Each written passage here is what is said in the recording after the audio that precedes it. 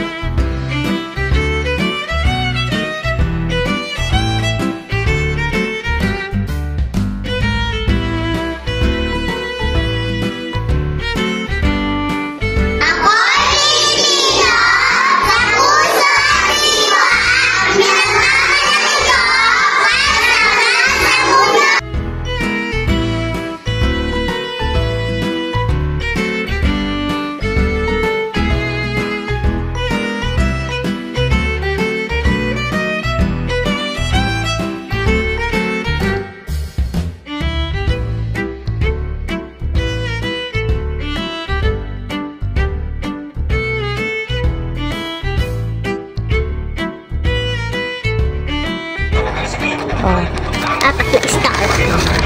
Ano? O, isa-isahin mo. Ito pala in-exam nyo.